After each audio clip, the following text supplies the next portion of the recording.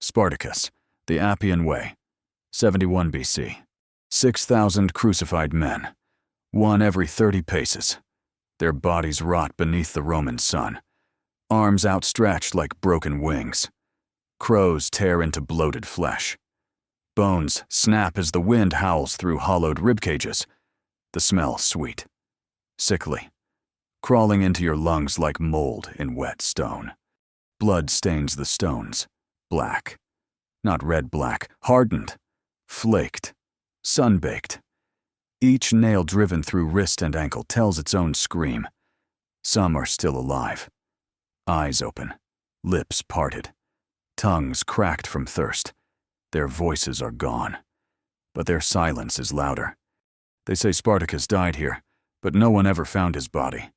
There are whispers that it wasn't him on the field, that someone betrayed him, that a deal was made in the shadows, freedom for a name, gold for a revolution's corpse. Others say he vanished, slipped into the crowd, became something else, something worse. The Senate buried the truth. The generals swore they saw him fall. But if you look close, too close, you'll notice the fear never left Rome. Because legends don't die, they go underground, they wait. And tonight, we tear open the earth. The snow in Thrace did not fall gently. It came in sheets cold, slashing, merciless, just like the warriors who grew up under its weight. Boys weren't taught to pray. They were taught to bleed quietly. Spartacus stood barefoot in the snow, his body shaking, not from fear, but from the silence. He was 12. His father knelt before the Roman tribune, head bowed, arms bound. The soldiers laughed as they read out the charges: refusal to surrender tribal names, refusal to swear allegiance. Then the executioner stepped forward. One swing. The boy didn't scream. He blinked once and learned what empires do to those who don't bow. The Romans didn't burn the village. They didn't need to. They took the strong, left the weak, chains for the young, death for the old. It was methodical, clinical, like slaughtering livestock, not conquering humans. For days, Spartacus marched with iron biting into his wrists, blood crusted on his skin like black lacquer. When they passed rivers, he wasn't allowed to drink. When he stumbled, they beat him back to his feet. But even then, he never looked down, never begged. They sold him first as a quarry slave, hacking stone from cliffs until his hands bled down to tendon, then to the mines, where the air was ash and every breath tasted of metal. Men coughed up their lungs in the dark. Spartacus stayed silent. He learned the language of chains, the rhythm of lashes, the way to save energy in stillness, and how to kill with a rock when no one is looking. But it wasn't until Capua that they gave him a weapon and told him to perform. Lentulus Batiatus, owner of the gladiator school, examined him like a butcher sizing up meat. "He's Thracian," the man muttered, stroking his chin. "Put him in with the beasts." Capua stank of sweat, oil, and old blood. The sand in the arena was never clean. It clung to wounds, salted them. Infection was a constant whisper in the barracks. Men lived on stale bread and humiliation. They fought not to win, but to entertain. If you survived long enough, maybe you got wine, maybe even a woman, just once, to remind you what it meant to be human. They shaved Spartacus's head, branded his thigh, stripped his name. He became property. But in his eyes, there was still something unbroken. The trainers saw it, that defiance, so they beat it harder, made him spar without rest, starved him. They forced him to fight Crixus, a towering Gaul with the strength of a bull and no patience for weakness. On the sand, the two circled like wolves. Crixus struck first sword to ribs, blunt-edged. It cracked something. Spartacus dropped. But when Crixus turned, Spartacus lunged, grabbed his ankle, dragged him down, and shoved a fist into the Gaul's throat. The overseers dragged them apart. Blood ran from Spartacus's mouth, but he was smiling. So was Crixus. After that, They trained together. Nights in the barracks were worse than days in the pit. The moans of dying men, the cries of those dreaming of home, the sound of rats feeding on the unburied. But Spartacus listened for something else. The gaps between the sounds, the whispers, the flaws in the routines. He learned who the guards feared, who drank too much, where the kitchen knives were stored. He noticed that the armory was always left unlocked for 10 minutes after sunrise. But more than that, he watched the men, their shoulders, their breathing, who moved in step, who panicked. Slowly, he found the ones who were still human, Enemos, the African who spoke little and struck hard, Gannicus, who joked in battle to hide the shaking in his hands, and Crixus, who'd rather die than kneel again. They didn't talk of escape, not yet, but in their silence, the thought formed like smoke curling beneath a door. One night, during a storm, Spartacus walked to the barred window at the end of the barracks. Lightning cracked across the sky. In that flash, he saw it beyond the walls. Just fields. No guards. No towers. Only freedom. And the question, would they run, or would they burn the whole thing down? He pressed his forehead to the stone. The cold felt real. More real than his name. More real than Rome. In that moment, something changed, not in the world, but in him. A knot tightened. A fuse lit. He didn't just want to escape. He wanted Rome to scream. The gates of the Ludus slammed shut like a tomb. Inside, the air was thick with iron and old sweat. The floor damp. Pitted stone reeked of spit and blood.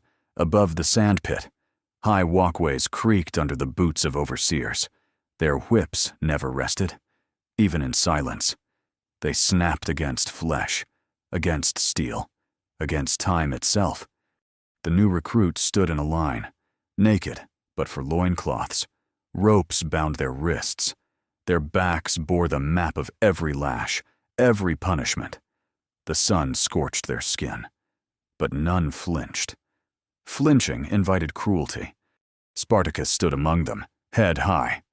"You will not eat unless you fight," bellowed a voice from above. "You will not sleep unless you bleed. You are not men. You are not slaves. You are instruments. You are gladiators." They called him Doctore, a towering Nubian with eyes like obsidian and scars that whispered of survival. He carried no sword. His voice was blade enough. With a nod, he set the drills in motion. Wooden swords, shields heavier than real ones, formations in the blistering heat until blisters burst. Then again, and again, until muscle memory replaced thought, until screams no longer mattered. Spartacus fought like he breathed in silence, with purpose. His movements were compact, efficient, not beautiful, not theatrical. That earned him lashings. The crowd wanted blood, not precision. But Doctor noticed. He didn't praise, just hit harder, longer, until one morning, Spartacus collapsed face first in the sand, his mouth filled with grit. His body refused to rise. Crixus stood over him, grunted, dropped a water skin. "You die here. You die useless." That was how friendship began in Capua, not with words, but with defiance. Spartacus drank, then rose, one cracked rib heavier. The barracks were cramped, rank with rot and piss. 50 men to a room, chained by night. Rats the size of fists scurried between straw pallets. The walls sweated. Conversations died quickly. Most had nothing to say. They stared at the ceiling, replaying lives they no longer owned. But at night, after the guard's footsteps faded, something flickered. Spartacus sat in the dark, back to the wall. He listened to the rhythm of breathing, some fast, panicked, some slow, practiced.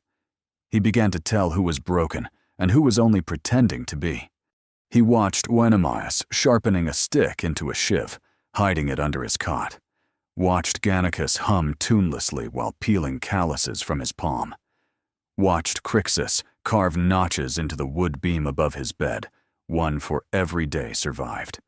Each man carried a storm inside. Training was relentless. They were taught not just how to kill, but how to die beautifully. Fall backward. Show pain. The crowd loves pain. Don't stab, slice. Let the blood fly. Let your final breath rattle. Like a song. Spartacus hated it. In the pit. He fought a man named Aelius, a Thracian like him. Older. With eyes dulled by time and pain. The crowd shouted for death. Batiatus, fat and wine-drenched, waved from the balcony. Aelius hesitated. Spartacus didn't. He struck with the flat of the blade, broke the man's leg without cutting him. The crowd booed. The guards rushed in. Doctore said nothing. That night, Spartacus was chained to a post and lashed until his back split. But in the darkness, Aelius whispered from the next cell, voice thick with blood. You remembered who you are. It was a crime in Capua to remember. The days blurred. Sweat, sand, whips, cheers. Men died. Others replaced them. But something was growing beneath it all like rot under stone. Not hatred. That already lived here. What grew was trust. In the kitchens, Spartacus watched the cooks argue over scraps. He saw where the knives were kept. He learned which guards flirted with the serving girls, which ones drank themselves blind. He watched who carried keys, who lost them. Every gesture was a signal, a touch to the nose, a cough after midnight. They began to speak without words, a plan stitched together from glances and bruises. Then, one evening, as the sun burned low and the arena was washed in red, a slave named Felix collapsed, not from wounds, from poisoned stew. Batiatus ordered the cook strangled in front of the others. Let it be a lesson, he said. Anyone conspiring will be torn apart. But Felix had no family, no reason. He hadn't been part of the plan. The poison wasn't a message. It was a warning. Someone else was watching. That night, Spartacus didn't sleep. He stared at the ceiling, at the cracks that spread like veins across stone. Someone had tried to stop them. But who? The silence answered. Capua was no longer just a school. It was a crucible. And the iron inside it was beginning to scream. It began with a whisper and a blade of bone. In the back corner of the kitchen, beneath racks of hanging meat and pots of rotting stew, Spartacus held a sharpened rib taken from a carcass meant for the guards. It was light, no longer than a finger, but curved like a Thracian blade. It would not last long in a fight, but it could open a throat. Beside him, Crixus stoked the embers of the oven. His hands moved with the ease of repetition, scoop ash, stir coals, glance at the guards. He hummed low, a battle chant from the northern forests. No one looked at them. That was the point. The kitchen was chaos, a clatter of wooden bowls, sloshing cauldrons, and orders barked by half-drunk overseers. Slaves moved fast, heads down. Boiling oil steamed through the air, heavy with garlic and grease and the stench of sweat. Knives hung from hooks, hooks hung from beams. Fire licked the walls like a caged animal, searching for weakness. Spartacus counted breaths, 20. Then the change of guard. He nodded once to Gannicus, who stumbled near the back door with an empty crate. Unamias, standing near the knife rack, cracked his neck. It happened in less than 7 heartbeats. Winamaus lunged. First, his hand gripped steel before the guard could even turn. A single slash opened the man's throat. Blood sprayed across the wall like a red fan. He didn't scream. His body just folded. Crixus knocked a pot of boiling stew into the second guard's face. The man shrieked, clawing at his eyes, as Spartacus drove the rib bone deep into his neck. A gurgle, a twitch, then silence. The kitchen froze. Hands holding ladles trembled. Eyes widened. The fire cracked louder. Spartacus turned to the others, chest heaving. His arms dripped blood, none of it his. He spoke only once. Now, It was not a command, it was a release. Screams burst through the Ludus like cracks in stone. Doors slammed open, feet thundered down halls. Somewhere, a horn sounded short, panicked. Guards spilled into the corridor, blades drawn, expecting confusion. Instead, they met order, fury with direction. Slaves armed with cleavers and spit rods emerged from every corner. They didn't fight with technique, they fought with memory. Every lash, every insult, every night chained to filth paid back in flesh. Spartacus moved through the storm like a ghost of vengeance. He dodged, struck, disarmed, not for glory, for survival. The corridors ran slick with blood. The walls trembled with impact. A dying man fell against a torch, and the flames caught the banners overhead. The Ludus began to burn, up in the private chambers. Batiatus stumbled half-naked into the hall, shouting for guards that no longer lived. His feet slipped in blood. From below, he heard the chant, Libertas. It started as a whisper, then a growl, then a roar. By nightfall, the gates were shattered. The Ludus stood smoking, half collapsed. Spartacus climbed the wall, cut the ropes of the lookout towers, and stood silhouetted against the blaze. Behind him, 24 men stood bloodied but alive. More stumbled in from the outskirts, stable boys, cooks, even a few wounded guards who chose life over loyalty. Among them, women, children, the forgotten. They had nothing, no armor, no map, no plan. But they had fire, and for the first time, direction. As the flames died behind them, they marched into the hills. Their feet bled, their hands shook, but none looked back. Spartacus walked last, dragging a sword he had taken from the commander's cold grip. Not his style. Roman-made, but sharp. He didn't speak, because he knew what had started could not be undone. They slept in the woods, curled in leaves, surrounded by wolves. The cold wasn't sharp, it was dull, bone deep, like hunger that no longer begged. Spartacus sat with his back against a pine, hands raw from the climb, eyes trained on nothing. Around him, 33 men and 2 women, their faces lit by the embers of a dying fire. Not one had eaten, but none spoke of turning back. Crixus sharpened a stolen blade with a stone, his movements slow, rhythmic, like breathing. Wenemius stood watch, arms folded, eyes blinking less than the stars. Gannicus snored like he hadn't just killed 3 men yesterday. Beside them, a young boy from the kitchens coughed quietly into his palms, trying to hide it. At dawn, they moved, not in formation, not as soldiers, as ghosts. They raided a roadside villa that belonged to a Roman merchant. The slaves opened the gates from the inside. The guards died in their beds. The walls bled down into the vineyards. They took food, cloth, spears. But more than that, they took people. Dozens. Some young, strong. Some old, limping, barely able to walk. But all of them chose to follow, because in a world where obedience was survival, Spartacus had made disobedience contagious.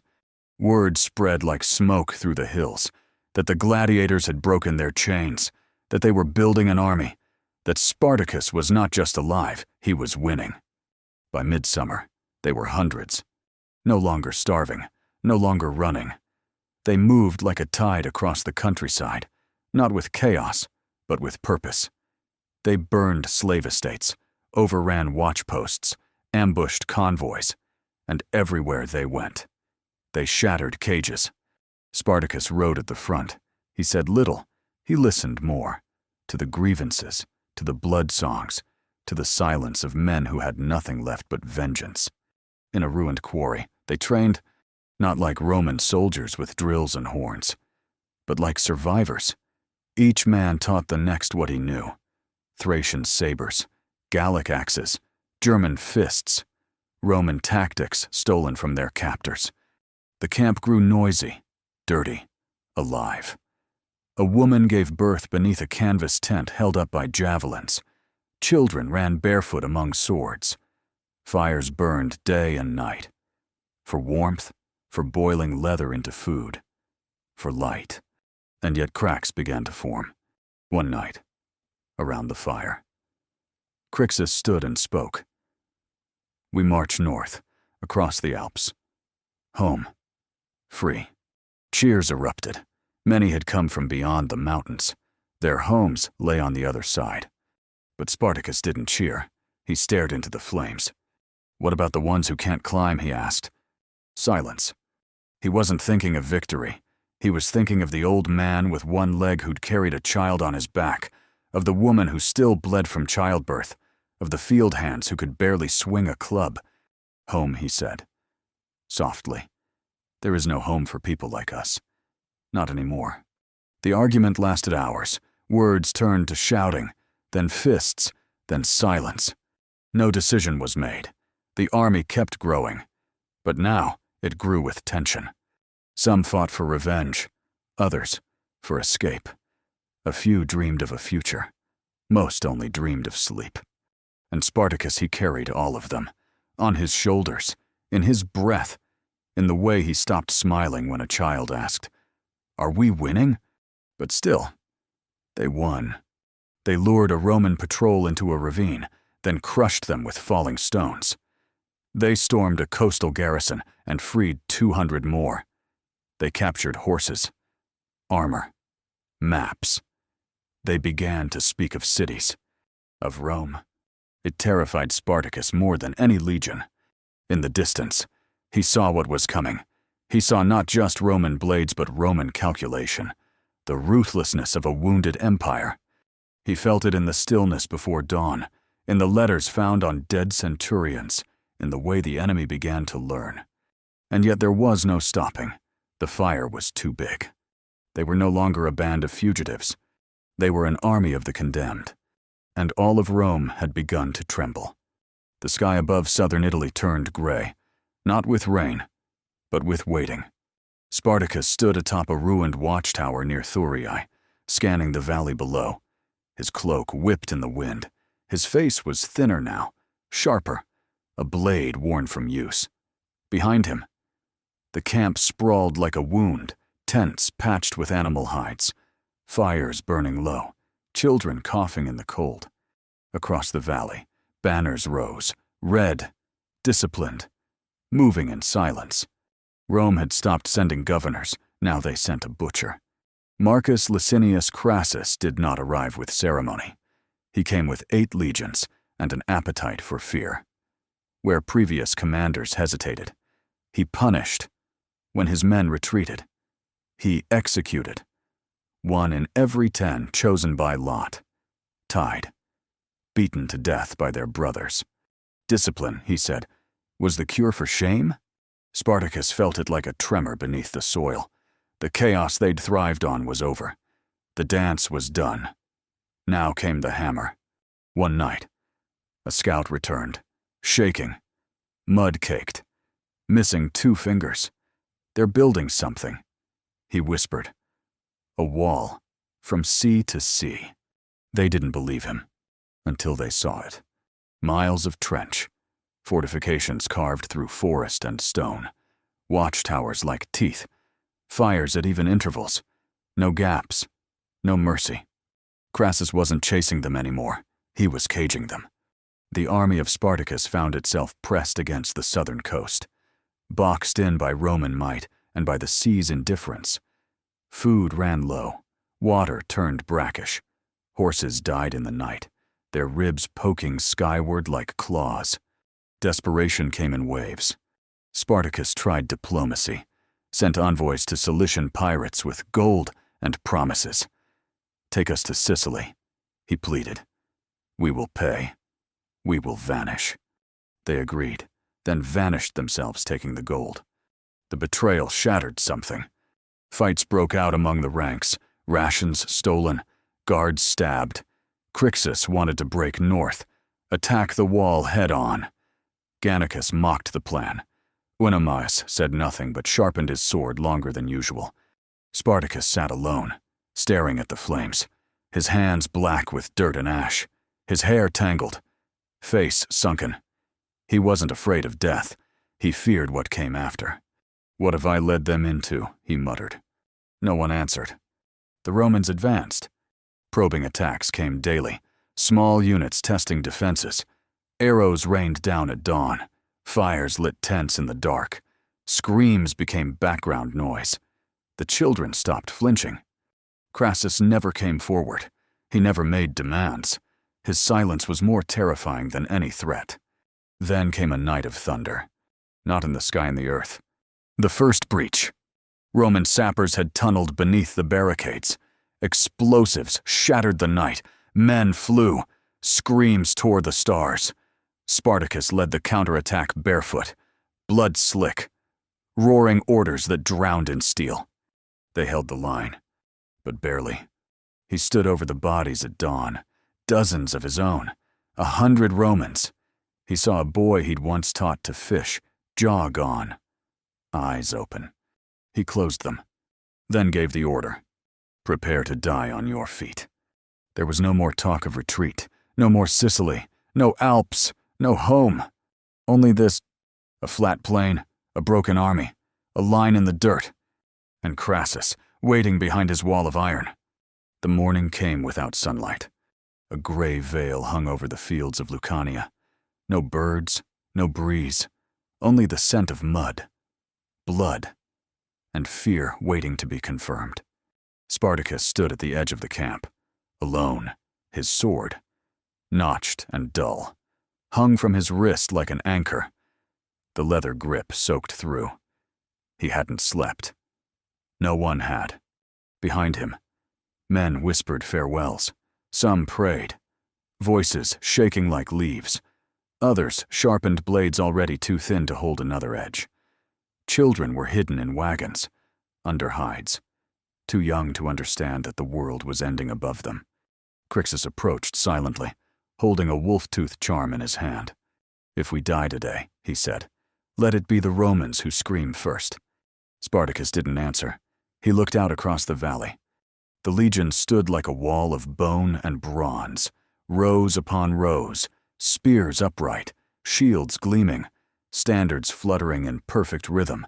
Somewhere behind them, Crassus waited, eyes calm, command absolute.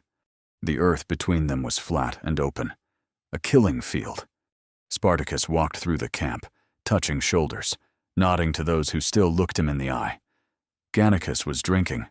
Wenemaus was kneeling in the dirt, murmuring a prayer not for salvation, but for precision. The final formation was not elegant. It was not Roman. It was human. A staggered wedge. Farmers beside gladiators. Smiths beside hunters. Wounded men with wrapped arms held pikes twice their weight. No banners, no drums, only breath, only resolve. Spartacus took position at the front. No speech.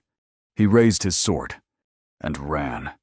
The sound was thunder first from the heels of the condemned, then from the clash, metal to shield, bone to blade. The first line crumpled, blood sprayed, screams tore the fog. The Romans did not break. They absorbed, adjusted, encircled. But Spartacus cut through them like a man already dead. He sought no glory, only Crassus. He fought with desperation, not for victory, but to reach him. Through the ranks, over corpses, past falling friends. At one point, his shoulder was pierced. He kept going. A javelin grazed his thigh. He limped forward. His arm grew heavy, his breath ragged. He could see Crassus now, not 50 paces away, surrounded. Calm. Spartacus raised his sword one last time. Then the ground beneath him gave out. A Roman hammer caught him at the ribs. He collapsed, coughing mud, vision flashing red. Still, he crawled. His fingers dug into earth and blood. He never reached him. The field was fire and ruin, the cries of the dying louder than any war horn. By nightfall, the only light came from torches set in rows. The condemned had fallen. 6,000 were taken alive. Crassus gave the order. One by one, They were nailed to crosses, from Capua to Rome, lining the Appian Way like a monument of agony. Spartacus was never found. Some said his body was lost beneath the dead. Others whispered that Crassus hid it to deny him martyrdom. But those who survived, those who remembered, swore they saw a man crawl into the woods, still breathing, dragging a broken sword behind him, as if death had no claim to him. Not yet. Years passed. The Appian Way remained. Travelers avoided the roadside. They claimed the wind there never stopped howling, that it carried voices, whispers of broken men, crying out not for mercy, but for memory. Trees grew twisted near the old crucifixion path, as if they, too, remembered. In a distant province, long after the uprising, an old man told stories by firelight. His hands trembled, but his voice did not. They say he died. He began, that his body was never found. Children leaned in, wide-eyed, half afraid, half hopeful. But I was there. He said, I saw a man bleeding from every inch, dragging a Roman blade through the mud. I saw him vanish into the fog, not as a slave, not as a soldier, but as something else. He paused. The fire cracked. Do you know what they feared most about him? He asked. It wasn't his sword. It wasn't his army. It was the silence he left behind. Because silence, once awakened, spreads. It seeps through empires. It festers in stone. It climbs into books, into songs, into revolutions waiting centuries to ignite. And some nights, when the wind claws across the hills and the roads are empty, the chains rattle again, not in memory, but in warning.